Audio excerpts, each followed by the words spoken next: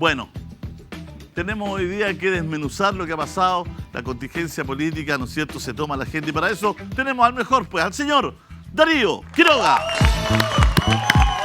Darío, ¿cómo estás? Querido, gran hermano. ¿Cómo te estás? ¿Todo bien? Por favor. Permiso. Muchas gracias por venir al programa. ¿Cómo le ha ido? La estáis reventando, ¿ah? No, ahí trabajando. Mañana, tarde y noche. Trabajando. Sí. Y en este querido Leida, además, que podemos compartir, conversar, dialogar, desmenuzar, reflexionar. ¿Qué te ha parecido el cambio de gabinete, primero en términos generales? Porque queda la impresión que mucha gente esperaba un poquito más, como dice Pastrito, un poquito más, pero al parecer también hay una mirada diferente de que el cambio de gabinete tiene algún diálogo interno y también hacia la ciudadanía.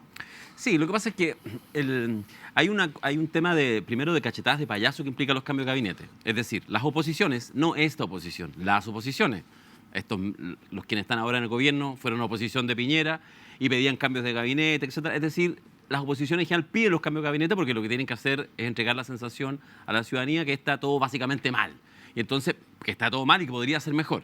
Entonces, sorpresa, cada vez que hay un cambio de gabinete, después las oposiciones consideran que es insuficiente, que no es lo relevante, etc. Da lo mismo, podrías cambiar a los 20 y tantos ministros y igualmente la oposición seguiría planteando. Es lógico, es parte del juego. Hay matices en eso, pero es parte del juego. Por lo tanto, una alternativa era sencillamente no hacer cambio de gabinete. Ahora, a mí me parece que había suficientes elementos con la renuncia, que en realidad también es parte, digamos, del cambio de gabinete que hace Giorgio Jackson el viernes pasado. Se abría la escena y se abría la pregunta.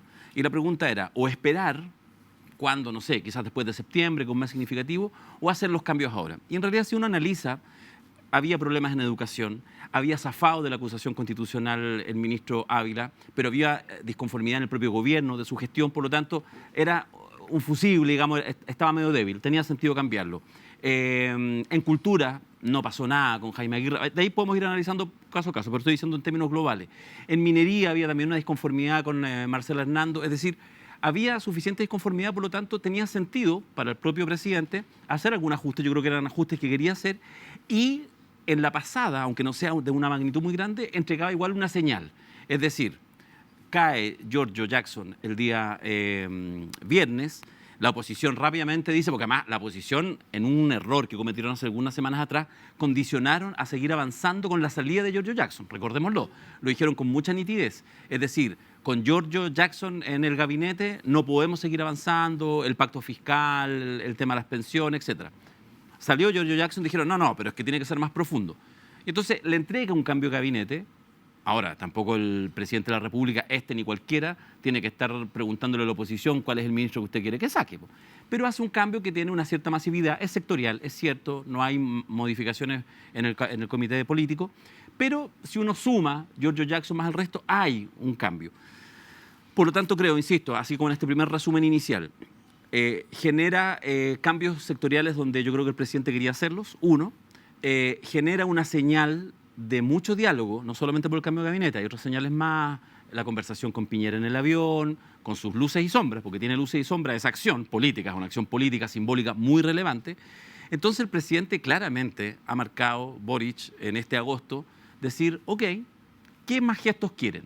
Y entonces está generando las condiciones para, yo creo, hacer ya a esta altura del partido muy impresentable a la oposición, que mañana se reúnen, que no se suban nuevamente a la mesa. Por lo tanto, en la suma y resta me parece que es un cambio de gabinete, fíjate, que eventualmente le puede servir al gobierno.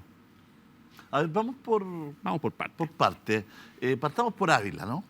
Que lo defendió el presidente, se creía que salía en el cambio pasado, ¿no? Después siguieron los problemas. No salió por una casualidad, acuérdate. Por el entrevero que tuvo con las diputadas, justo el día antes que se votara la reforma legislar para la reforma tributaria. Claro, y entonces en el fondo en esa pulseada no hubo más alternativa que afirmarlo, porque si no era como dejarlo casi como un maltratador, etc. Solo eso lo salvó. Todo el mundo sabía que ya estaba pedido en marzo. Por lo tanto, pasó a la siguiente, nada más que eso. Ya. Pues tuvo un semestre más. Sí, pues. Se le dio un semestre más. Se le dio un semestre más al ministro de Educación. De marzo a agosto. Sí. ¿Ah? Sí. Pero no pasó las vacaciones de invierno, sí. digamos. ¿Y por qué Ávila fuera? ¿Qué le pasó a la gestión de Ávila? que yo creo que no logró convencer ni a propios ni a contrarios respecto a cuál es la gestión.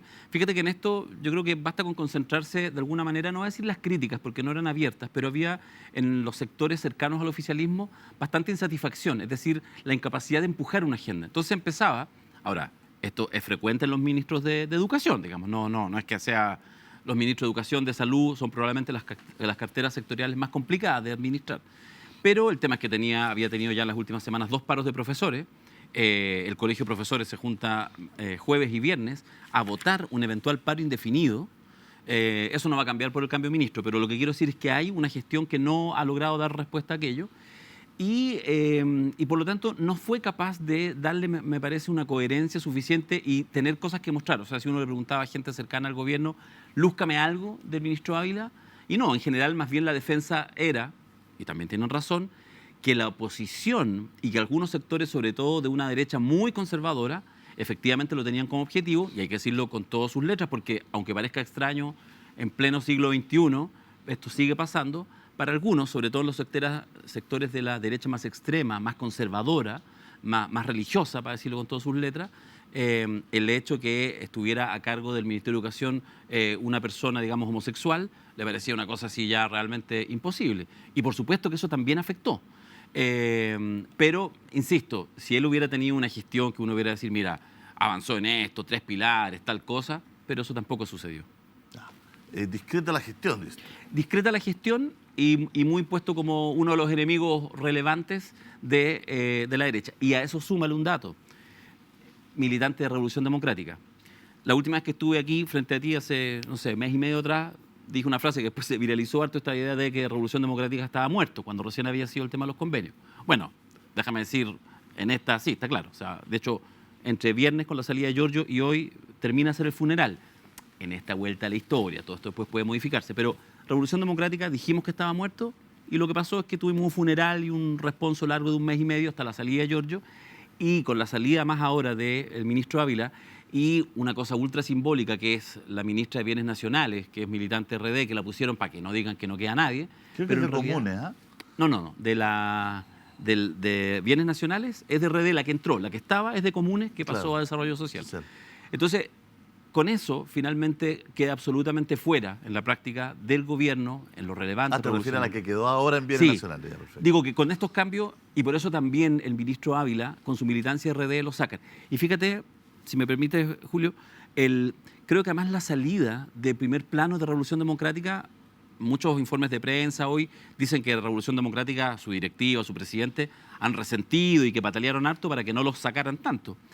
Pero fíjate que yo siento La Torre que... estuvo hoy día toda la mañana Por en eso, La Moneda. justamente.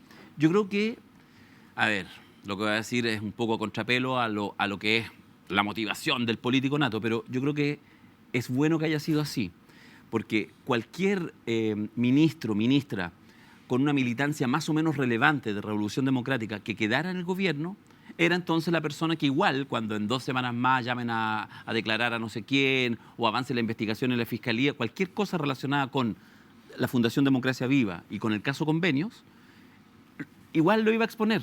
Entonces lo que hicieron es prácticamente despoblar, es decir, la única que queda ahora, Marcela Sandoval, una militante muy bajo perfil, fue diputada pero durante 1 año por un reemplazo. En la práctica no queda casi nadie de Revolución Democrática. Y fíjate que eso, yo creo que hasta para la propia gente de Revolución Democrática, digo yo, en este momento termina siendo positivo. Esa es mi visión, por lo menos. Les da un respiro. Les da un respiro para que se rearmen y para lo que todos sabemos que va a pasar seguramente más temprano que tarde, es que los 3 partidos... ¿Por qué no se Frente operó de Amplio, Montes? Tú, con tu mente. Por los pesos. Con tu mente. ¿Por qué no se operó de Montes? Porque Montes tiene peso político, porque es socialista. Esto es un gallito muy interesante a nivel simbólico del Partido Socialista. Esto no se entera la gente. O sea, se lo estamos contando acá, pero no es tan visible. Esto tiene que ver con lo que pasa en Palacio. Y en Palacio hay un partido que va en caída libre, Revolución Democrática, y que no es capaz de sostener la estantería. Y hay un partido que está, en estos tiempos complejos en general para la política, fortaleciéndose, que es el Partido Socialista. El Partido Socialista es el partido eje del gobierno en este minuto, no hay que resentirlo, porque además logra jugar bien. Está el ministro de Hacienda que juega bien con trabajo. Fíjate que hoy en día la ministra del Interior, Carolina Toá, que es militante formalmente del PPD, en realidad recibe más apoyo del Partido Socialista. Entonces, vuelvo a Montes. ¿Cuál es la razón de no operarse Montes? Bueno, y Yo lo digo así. Monsalve, que está ahí, que... Sí, no, si el elenco es varios, estamos un buen rato, podríamos hablar de los en primera, en segunda y en tercera línea de relevantes personeros socialistas, que son el corazón, yo creo, hoy en día del gobierno, junto con el presidente, que tiene su propia figuración, y Convergencia Social, que se empieza a alinear en torno al presidente y son de alguna manera los dos partidos, yo creo, más eje. Pero bueno, volviendo al tema de Montes, Montes no sale porque no hay poder para sacarlo. ¿El poder de quiénes? De sectores del Frente Amplio y de Revolución Democrática que querían que como mínimo fuera empate. Sale Giorgio, sale Montes, era lo lógico, pero el Partido Socialista dijo no y lo lograron mantener. Es así de simple. Porque por ahí va a seguir el de sangre, digamos. La Sí, agenda. pero Montes se ha sabido mover, ¿no? No digo que todo lo que ha hecho ha sido Pero perfecto, es bien pero... impresentable que pase todo esto en las narices del ministro y el ministro no cache nada, porque está bien que tiene su edad, Sí. pero tampoco No, eso... pero un tipo... Sí, sí. Porque claro, yo escuchaba gente que decía, ¿por qué no va a jugar con los nietos a la casa, a mirar esto desde otra perspectiva? ¿Por qué la gente se perpetúa en el poder? ¿Qué es lo que pasa ahí? ¿Qué es lo que... Pero es que, mira, yo ahí tengo una visión, fíjate... Estoy dando esto estoy Sí. hablando de un punto de vista, a lo mejor es un punto de vista de No, personas que ven esto de una manera muy pragmática, a lo mejor por eso te pregunto a ti. Mira, a mí me pasa una cosa, probablemente, y lo que voy a decir es impopular, porque la ciudadanía... Montes dijo antes de ser ministro de Vivienda, como en 10 entrevistas, que él no quería figurar en nada, que no quería ser ministro, que no quería participar, que quería ya estar en otro plano. Que quería. Y de pronto apareció como ministro de Vivienda. Uno entiende que la vivienda en Chile es un temazo. Entonces, esto es uno de los temas importantes. Es que yo creo que para entender a Montes, yo quiero decir algo que es, insisto, impopular en estos tiempos, en que en general la gente lo que tiene es un gran odio a los políticos y por lo tanto cualquier cosa que implique mantenerse en cargos políticos es una cosa como despreciable, porque uno entiende que solo están ahí para enriquecerse. ¿Hay algo de eso? Por supuesto, tú sabes, soy súper crítico, critico así parejito a todo el mundo. Pero no quiero defender la permanencia de Montes en el gabinete. Lo que quiero defender es que a mí me parece que gente como Carlos Montes, además del natural ego de cualquier político, de verdad yo creo que sienten una cierta responsabilidad. Yo creo que él, cuando lo invitan a ser parte del gobierno, él entiende, acuérdate, en el primer gabinete, la presencia de ministros socialistas o de ese mundo, ex Concertación, ex Nueva Mayoría, era súper acotado. No estaba la ministra del Interior, era la llegada al poder de Isquia, Camila y Giorgio junto con Gabriel de presidente, eso era. Y en ese contexto, a mí me parece que entiende Carlos Montes que su presencia puede ayudar justamente a ir haciendo lo que ellos quieren, una suerte de transición, y que efectivamente este mundo socialista, PPD, progresista, vaya transitando y juntándose generacionalmente con el Frente Amplio. Yo creo que por eso es que está ahí. Ahora, por supuesto, a esta altura del partido, cuando están en los ¿Es gallitos, verdad que también le hay habían temas de ofrecido ego. un cargo más relevante incluso? Yo entiendo que sí, yo entiendo que eso es cierto, que efectivamente le habían ofrecido hasta el Ministerio del Interior. Del Interior, incluso, sí. claro. Y que Se habla por de eso lo que quiero decir con Monte, yo no estoy disculpando lo que pasa ahora, lo que estoy diciendo es que no solo tiene que ver, o sea, el sueldo que gana como ministro, de verdad, pues si no le es por importa... yo tampoco creo que sea por el dinero, ¿ah? Pero 77 años... ¿Qué Claro, es que en esta pasada... es lo que va a estar haciendo a los 77 años? ¿Va a estar visando los convenios de unos cabros mozalbetes chiquillos No, además que- impetuosos que no, quieren les- pintar los postes? Les pegaría un charchazo, ya les Porque a pegaría mí me los da jóvenes pena de ahora. Torrealba, imagínate juntando a 5 palitos tantos años. ¿Ah? 5 palitos todos los años en efectivo, en un sobrecito, y vienen estos cabros y se chorean 400 palos de una patada. Ya, que, No, pero no sean usted... tontos, estúpidos, no, usted- si no están así. Me carga la ¿Por qué gente que así? simplifica todo, ¿ah? Sí, me carga, carga la está- gente que simplifica No, todo. no. Ah. No, Ahora el pobre Torrealba, que a Torrealba lo hubiese postulado yo a vivienda, ¿ah?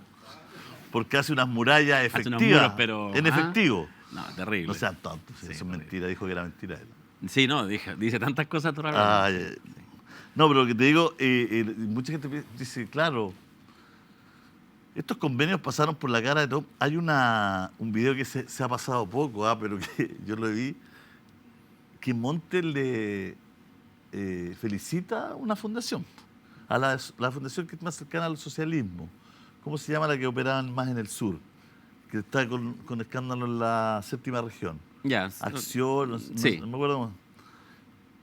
Y que pasó de ganarse 500, 600, 700 millones a 3.000, 4.000. Y hay una entrevista que, o sea, Monte le manda una felicitación, no sé por qué, y hay una frase muy buena, no sé si a lo mejor estará en YouTube, que les dice y los aconseja. ¿Y los aconsejan qué Les sentido? dice Monte, le dice, bueno, ustedes están creciendo. Porque cacha que hacían acá y después están haciendo acá. Primero los felicita porque él los trata que son unos excelentes colaboradores del aparato público del Ministerio de Vivienda. Y le dice, ustedes están creciendo y hay que tener mucho cuidado cuando se crece.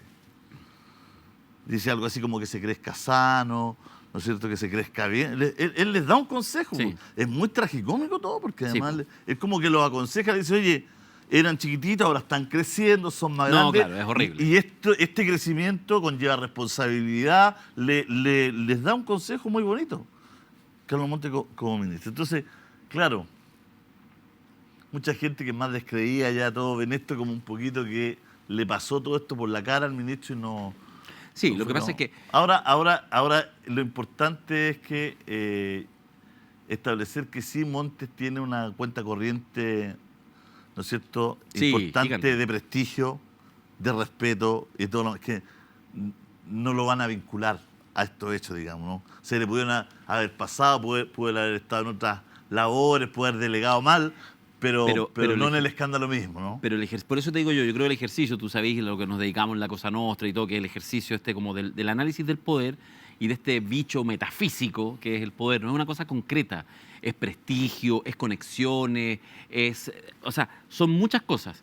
Y este caso es fantástico. 2 ministros impugnados, Vivienda, Desarrollo Social, uno socialista, uno RD, uno súper poderoso, Giorgio Jackson, el otro históricamente poderoso, Carlos Montes, pero los pillan un minuto en que unos van de baja, pero así en caída libre, Revolución Democrática, y otros que afirman la estantería del gobierno. Por lo tanto, estos tienen capacidad, quizás puede sonar un poco feo, Beto, pero en la práctica sí, de mantenerlo, y el otro cae en picada. Y eso es lo que tú dices es correcto. El responsable directo, ¿dónde quedó toda esta cagada, perdóname el concepto? Justamente en las narices del Ministerio de Vivienda. Pero el poder no distingue y finalmente son un robo de computadores que todavía no sabemos quién tuvo que ver y que más bien parece vendetta contra el propio Giorgio Jackson. Pero bueno, así es el encuadre y sonó Giorgio, por las razones que sea, correctas o incorrectas, y se salva en esta pasada Carlos Montes. Sí, mira, yo tengo una pequeña impresión de todo esto que tiene que ver con que en lo concreto se hacen hartos análisis que son bien correctos, ¿no? Que tiene que ver con lo que estamos hablando, que la oposición siempre saca, sea quien sea oposición, saca cuenta de una cosa, lo que le conviene, los otros se defienden, que en el análisis, bueno, quién hizo estas fundaciones, era un mecanismo para sacar plata del Estado, no todo, pero siento que sí en el ambiente, en la guata de los chilenos, hay un tema que no es menor, que tiene que ver con la conducción, que tiene que ver con, a ver, este tipo independiente esté metido o no esté metido en esto, este es el líder Sí. de esto. O sea, y habló de una superioridad moral y No, dijo, pero es nosotros que- vamos a cambiar. Y ahí es donde la gente, más allá de que si es culpable, si robó o no robó, él mismo, si él fue a dar la plata a su cuenta corriente, o si el computador quería... Más allá de todo eso, hay una cuestión de estómago que dice, bueno, acá no está bien. Y ahí es donde se pierde la confianza ciudadana, ¿no? Más que lo que dice la frente. Exacto, es defraudar, po. Porque justamente, como dice un amigo no muy elegante, cuando te tiras los peos más arriba del poto, ¿qué es lo que pasó con esta generación? La frase de Giorgio Jackson, que se la van a sacar todavía 20 años más, se la van a seguir sacando. Giorgio Jackson seguramente va a volver a la política en algún tiempo más, sin ninguna duda, y quizás tenga sus revanchas. O sea, hemos visto, pero muertos, que han vuelto. Giorgio tiene un talento, todo lo que tú quieras. Pero él, que está englobado mucho en él, en forma y fondo, dio tan largo el salto que dieron con esto de la altura moral, de la diferencia, etcétera, que tenían que sostenerlo, pero muy fuertemente. Y claro, no lo sostuvieron casi nada. O sea, el tema está de las fundaciones.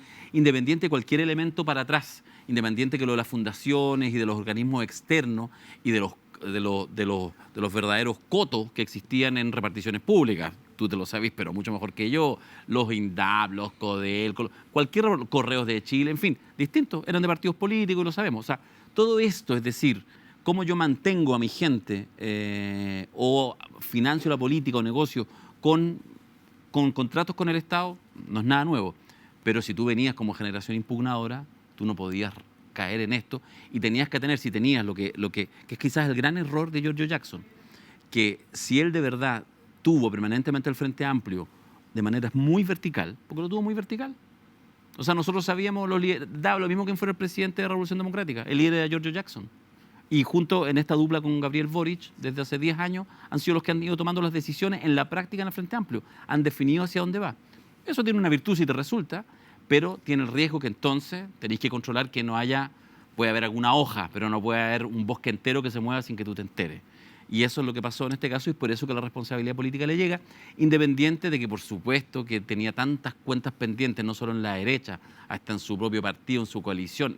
No hay sector político que no quisiera pasarle una facturita a Giorgio Jackson, pero el tema es que se regaló porque efectivamente no fueron capaces de controlar y ¿cuánto? Un año, 6 meses de gobierno y ya estaban haciendo los primeros chanchullos con fundaciones ordinarias, porque no hay que perder ni una pizca de gravedad del asunto. O sea, fundaciones sin experiencia que estaban hechas para hacer cualquier cosa que estén después haciendo desagüe, no, una vergüenza.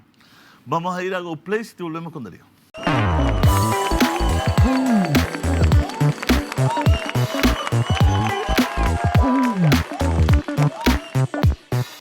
Ay, ay, ay, mi querido Darío. Es lo que hay.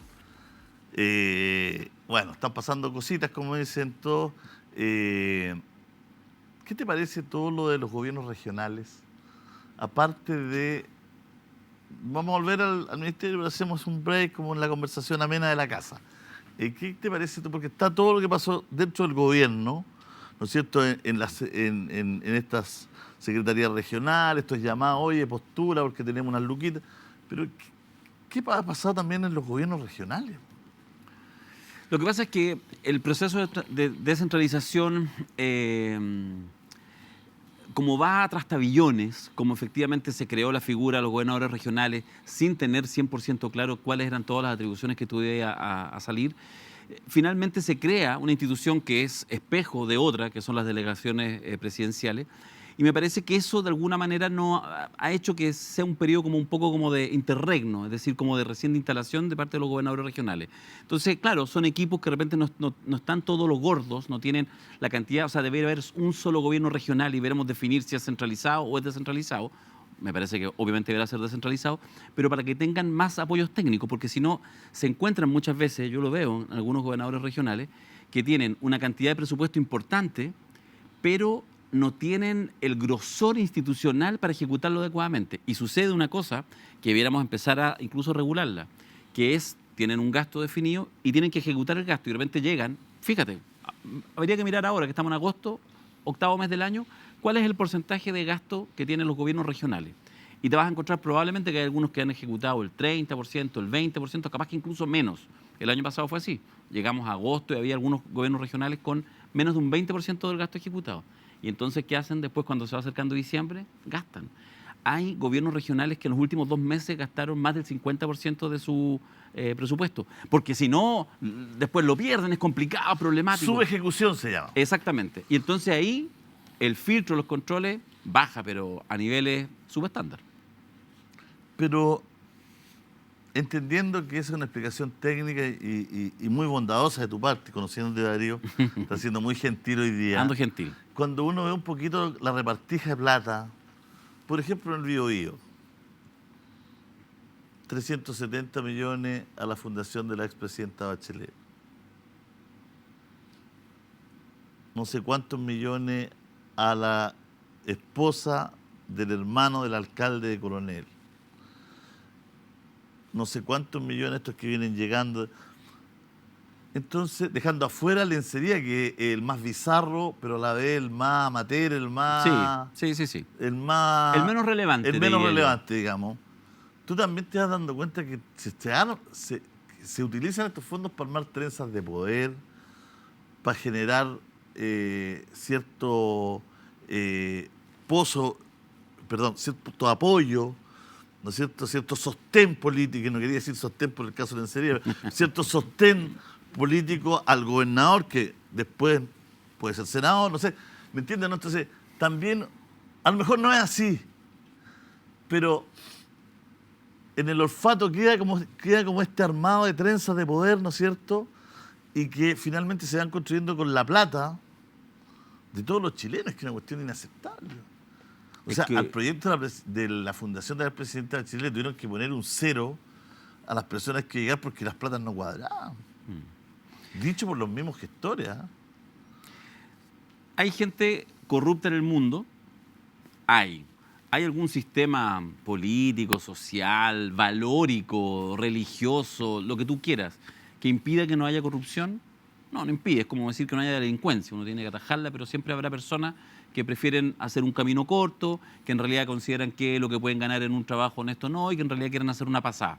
Eso pasa desde el que agarra un cuchillo y sale a cogotear a la esquina, hasta aquel empresario que se junta con otro, genera, digamos, se colude y cobra más de lo que debiera cobrar y por lo tanto no ataja al león, o quienes se sirven del aparato público para hacer estas pasadas.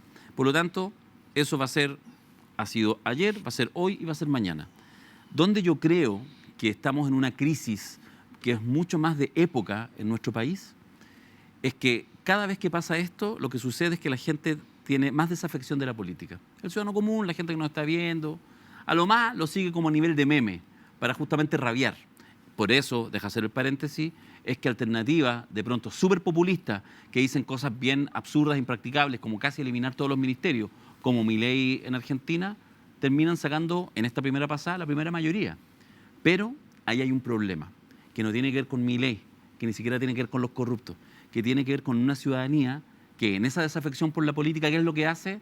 No quiere ni mirar, porque le aburre, porque asume que va a ser así. Y cuando uno asume que la cosa va a ser así, adivina, sigue siendo así.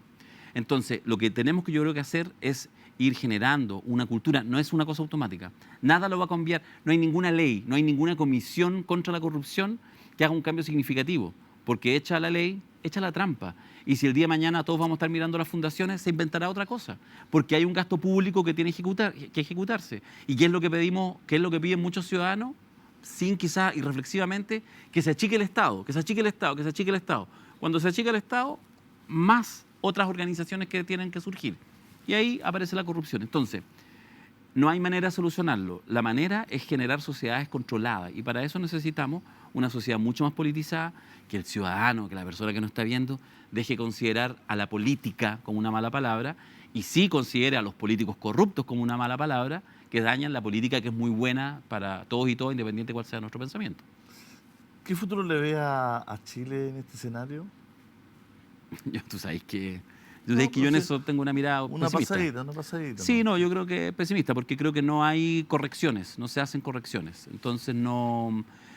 Mira, la derecha que ahora está en la oposición, pero podría ser al revés. ¿Cuál es el incentivo que tiene a valorar algunos de los anuncios, a generar acuerdos? Cuando mira las encuestas y ve que el gobierno tiene, qué sé yo, un 25, un 30% de apoyo, que no se va a mover de ahí, no va a subir. O sea, 30 es una barrera. Si casi terminar con 30 sería una maravilla para este gobierno. Va a ser menos que eso. ¿Cuál es el incentivo? Bajísimo, bajísimo. Por lo tanto, va a seguir siendo una oposición destructiva.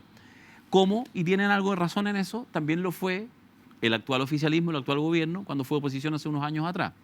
Quizás había una situación especial, producto del estallido social, que podríamos considerar. Pero lo más probable es que los incentivos van a ser cada vez más que el minuto en que entra alguien a una responsabilidad, presidencia, gobernación regional, alcaldía, ponernos a este otro lado a basurear, a encontrar todo malo para buscar nuestra oportunidad la vez siguiente. Y por eso, termino con esto, hay un ciclo que se empieza a repetir mucho, es cosa de mirar si la gente que se googlea, y por ejemplo en Latinoamérica vamos viendo las elecciones presidenciales, tienden a ganar cada vez más las oposiciones. O sea, hay un presidente y entonces a la elección siguiente gana la oposición.